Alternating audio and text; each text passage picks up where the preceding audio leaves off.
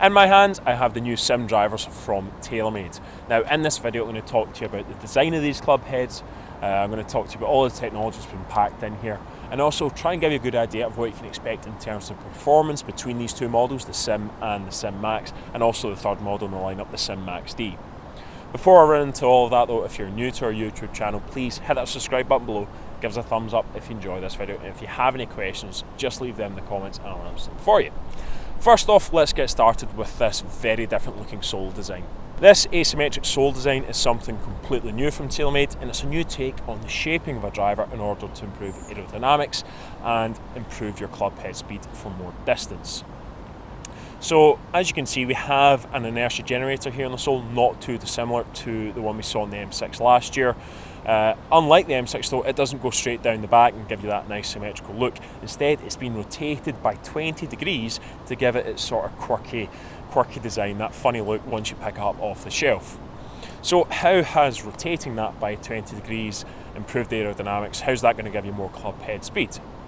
Well, the peak power of acceleration of the golf swing is from halfway down into impact, and TAYLORMADE did studies of player swings and wind tunnel testing, and they found that by rotating it by 20 degrees you're going to get more club head speed, because no matter who you are, Dustin Johnson, Rory McIlroy, myself, or you watching this at home, your club face is going to be open during that portion of the golf swing.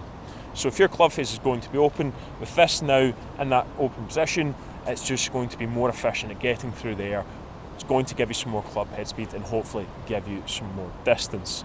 So that's the idea behind Sim. It's also where it gets its name. Sim actually stands for shape and motion, and that's one of the key talking points for this driver. This completely new take on the shaping and aerodynamic design. It isn't simply about aerodynamics though. These drivers are absolutely packed with technology to deliver great all-round performance, and TAYLORMADE say that there's no sacrifices with the Sim.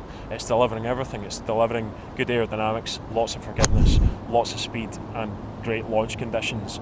Now, usually with driver design there can be a trade-off with one for the other, but TAYLORMADE said there hasn't been with the Sim drivers because of what they've done here.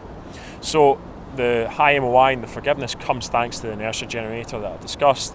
It places a lot of weight low and back in the club head thanks to this steel weight that you can see here. However, it makes sure that it is still an aerodynamic club head. It's got an aerodynamic shape, and then of course rotating it, the new shape, just going to give you more club head speed. We then have plenty of ball speed thanks to the speed injection process, speed injected twist face Mark II. And TAYLORMADE say they've just managed to refine that wee bit more, make sure every driver is bang on the legal limit for ball speed, and also twist face just improved yet again to make your miss hits and those wayward drives go that little bit straighter, hopefully help you find some more fairways.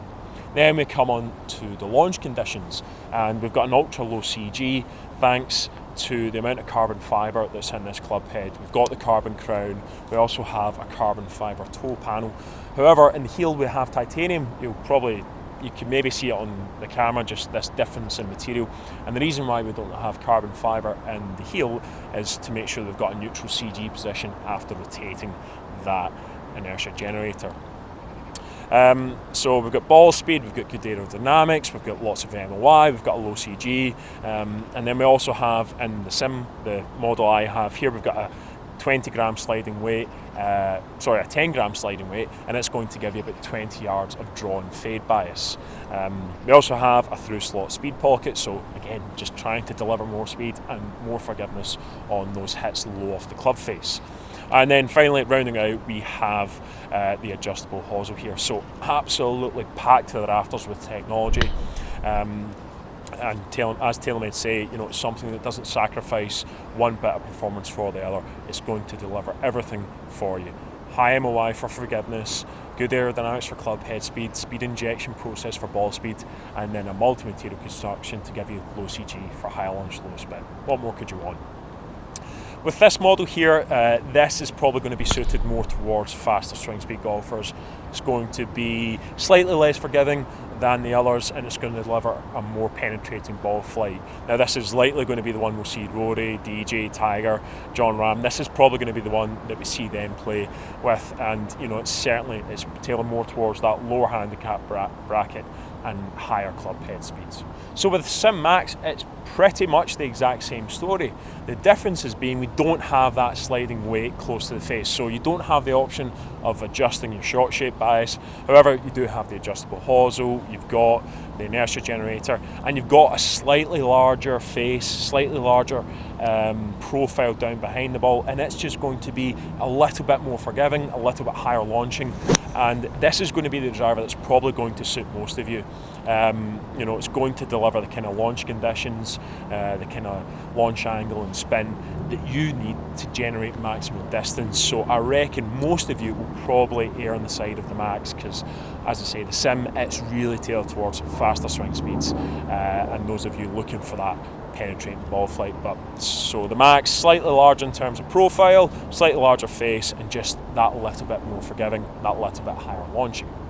Then on to its brother, the Sim Max D. It kind of has it in the name, it's the draw model. Again, just slightly larger face, slightly larger profile, and it's just going to give you draw bias. For those of you that struggle hitting it left to right, hitting a slice, it's going to be the one for you. It's really going to help you try and correct that slice. So those are the main differences between the models. You know, as I say, there's not really much in it, but certainly, you know, you've got, you know, with 3 drivers that deliver so much in terms of performance, I think TaylorMade have pretty much all the bases covered.